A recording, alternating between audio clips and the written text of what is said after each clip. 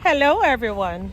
Welcome back to the CML TV, a go-to channel where you can find all things when it comes to gardening, cooking, DIY, Lifestyle vlogs, and much more. So, guys, it is a pleasure to join you all once more in the garden so I can share with you 9 valuable life lessons I have learned and discover how these timeless principles can help us grow a garden and even make our life flourish. So, guys, today I want to share something a little different but incredibly valuable. So, I've spent years getting my hands dirty and tending to plants in the garden. And I realized that gardening teaches us so much more than how to grow food. It teaches us about life. And surprisingly, some of the most profound lessons that we learned in the garden is being aligned with the Word of God. Now, these aren't just abstract concepts, but they are practical tools for cultivating a thriving life, much like cultivating a thriving garden. So grab your favorite garden beverage and let's dig in. Now today, first on the list, we are going to be talking about love. It is checking on our plants daily, noticing the subtle signs of thirst or distress. It's nurturing a struggling seedling, even when it seems hopeless. It's understanding that some plants need more sun, some more shade, and providing what each uniquely needs. When we garden with love, our plants respond just as people do. So, guys, the next value lesson that I want to talk about today is joy. Joy, joy, God's great joy. Joy, joy, down in my soul, sweet, beautiful, soul-saving, oh, joy, down in my soul. Guys, the joy that I am singing about is really the joy of the Lord, because the Bible said the joy of the Lord is our strength. Now, I know a lot of you can testify to the sheer joy of seeing that first bloom or pulling up a perfectly formed carrots, because we all know how the carrots can be very crooked at times, right? Gardening teaches us to celebrate the small victories, to find delight in the simple beauty of nature, and not let the inevitable pest or the bad weather steal our happiness. It is about finding contentment in the process, not just the outcomes. So, I have to stand up on this one because when we don't get mad easily, that means we are now at a place where we have found inner peace.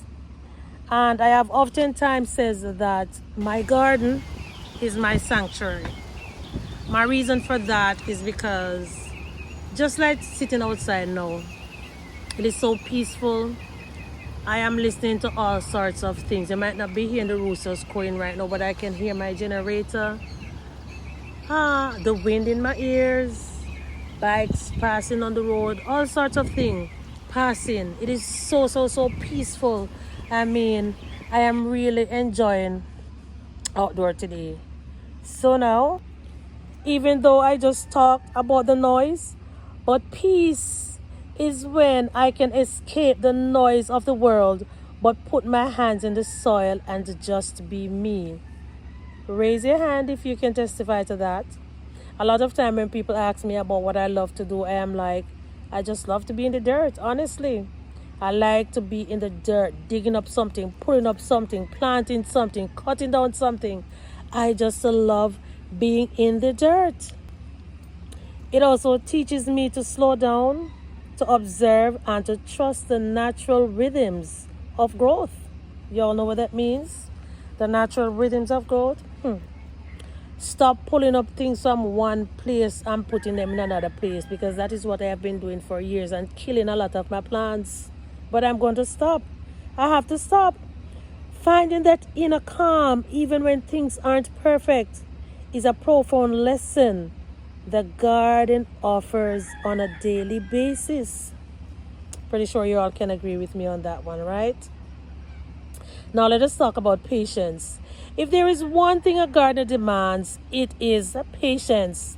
You can't rush growth. You can plant the seed, like the scripture says, Paul plant, Apollos water, and God give the increase. So, we can plant the seed, provide the conditions, but we have to wait and wait and wait and wait. A whole heap of waiting. A whole heap of waiting, people. Oh gosh, I have to stand up and stretch. Now, all of this waiting has taught me to trust the process and to know and understand that good things always take times to come forth. And we should not get discouraged when immediate results is not showing forth. I am pretty sure we can all testify to that as well, because sometimes, like me personally, I would sow the seeds today, and I know the seeds are not going to germinate, but yet still I will come out in the evening or come out in the early morning looking for a little seedling to be popping out of the soil. Sometimes I just think I am so crazy. Even though some seeds do take about 3 days to germinate, But that is ridiculous, y'all. I am coming out to see immediate results. All right, so can we talk a little bit about some kindness right now? And I know I'm going to be guilty, I'm going to be guilty of not being kind all the time. Now, kindness in the garden means being gentle, and especially with some delicate, very, very delicate plants. We should understand each plant's needs and providing them with the best environment to thrive. It is also about how we treat the soil, the beneficial insects, and even the weeds we pull, being decisive but not harsh. You know what that means? So when we see a weed growing in between our delicate seedlings, we have to be very decisive and don't be harsh and pull it up and pull out the seedlings and then we want to get mad. I have to hurry up now because the mosquitoes are invading me now. So in other words, guys, I am simply saying that a kind touch makes all the difference, both in the garden and in our interactions with others. Now we're going to be talking about goodness. So the next valued lesson that I have learned in my garden is goodness. And goodness is all about the integrity of our actions. It is using organic practices, enriching the soil, and striving to grow healthy, wholesome food. It's also about the generosity that comes from a good harvest, sharing the bounty with others. I'm pretty sure you can all testify or relate to the feeling of harvesting a piece of sugar cane, a banana, a coconut, some rosemary, cherry, ackes, whatever you have growing in your garden, and share with a neighbor or friend, cucumber, tomato, pepper, the joy that it brings, the sense of fulfillment that is being good to someone. When you put good in, we will get good out. And that is a principle that applies far beyond the garden gate. Now,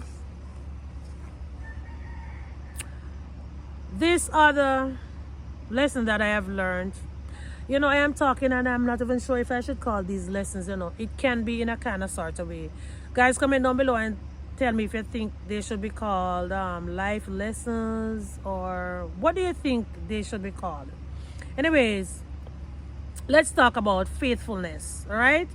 So faithfulness now is showing up every day or as often as needed, being reliable. I have been so unfaithful in so many areas of my life, even my spiritual life, to be honest. The garden can testify to it. A lot of times the garden suffers because of my unfaithfulness. I will just come out whenever I feel like coming. But since I started my new minimalistic lifestyle, I realized that I have things in order more now. So I designate certain time when I come out in the garden, certain time when I do this, certain time when I do that. So the garden is not really suffering too much now. It is doing a lot better. And especially now that I am designing it in a way for it to be not so a low maintenance garden. Yeah, a low maintenance garden. So as I was saying, faithfulness is showing up every day or as often as needed, being reliable. It is tongue twister. So it is a consistent watering, feeding and checking on the plants even when you don't feel like doing it. Even when we don't feel like doing it. Rainfall and we know we have something to do in the garden and we come out and we do it. Sun hot, we put on we broad hat, we put on sun shades and we put on we call that sunscreen on our skin, and we come out. We don't feel like do it, but we come out because we know at the end of the day whatever we put in is what we are going to get out. So it is the commitment to see things through, as I was just saying, knowing that the consistent care leads to a much better outcome. Just like a faithful friend, a faithful gardener yields beautiful results. Now let's talk about gentleness, because I have to get out of this mosquito attack. So gentleness is distinct from kindness. I'm not sure if you all know that kindness and gentleness is not the same thing. So kindness, it is about the soft touch, the quiet approach, understanding the fragility of life. It is knowing when to prune lightly versus when to be more aggressive, holding delicate roots and walking carefully through some, should I say, small spaces or compact spaces where we plant food. We have to be very, very gentle because we don't want to step on them and kill them. We have to be very, very gentle. So gentleness respects our boundaries and acknowledges vulnerability both in plants and in people. Guys, I have been learning so much in this garden. And last but not least, the final one, I'm not even sure if I should say it is the most valuable, but anyways, it is a valued one, and that is self-control. This is a big one in gardening, and I am pretty sure 99% of the time, like gardeners go to a nursery or somewhere that sell plants, we can hardly resist taking home a plant even though we know we have space limitation. We buy it and we say we are going to squeeze it in this corner, we're going to tuck it in this corner, we're going to put it under here, over there, up there, around there. In a future video, I'm going to show you how I do it, because I can guarantee you anything I go out and see, and even if it seems as if there is no space to put it, I can find a place. It is not overwatering, over-fertilizing, or harvesting too early. It is being disciplined about planning, understanding the restraint, and letting nature do its work without constant interference. Guys, I am guilty of so much of these things. I plant something here, and the next half an hour I pull it up. 2 hours after that I pull it up. 3 hours I pull it up. Eventually it just dies. Sometimes they live. Oh my gosh. Self-control brings balance and prevents chaos. So you see, if we practice self-control, we will be more balanced in our lifestyle. Because I'm telling you, being a minimalist now, I am practicing more self-control, and trust me guys, you don't know the results that I have been having so far. I'm really excited to share some of these results, but it all takes time. I just can't jump and, you know, give you the results after one day. I have to do my observations and ensure that everything is aligning properly. So there you have it, guys. These are my 9 profound lessons that I have learned in the garden, and they are inspired by the incredible wisdom of the fruit of the Spirit, which you can all find in Galatians chapter 5, reading from verse 22 to 23. So whether you're a seasoned gardener or you're just starting out, I hope these insights encourage you to look at your plants and perhaps your life in a new light. Because, guys, I'm sorry. Sorry for rubbing my nose, but it's part of life. Yes, so all of these lessons that I have learned, the 9 valued or profound lessons, they are helping me to embrace my new minimalistic lifestyle. And honestly, I am already like reaping the rewards, as I said earlier, guys. So I really and truly appreciate you all coming along with me on today's journey of exploring everything that I just said. And guys, I just want you to know that I really and truly appreciate you all for your continued support. And I know that it's going to take some time for some persons to kind of like get into the merge of the gardening channel and the Motivate Me Lifestyle TV channel. As I just read, guys, I'm trying to have a balance.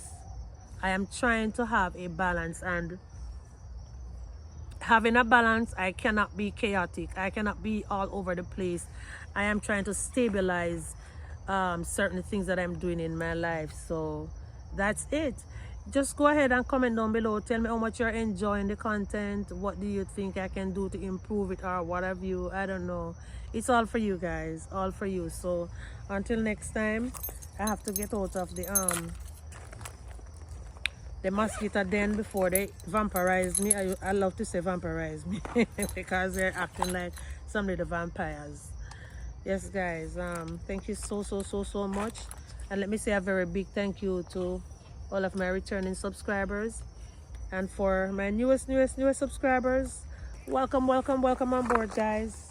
I love you loads. So see you soon in the next video.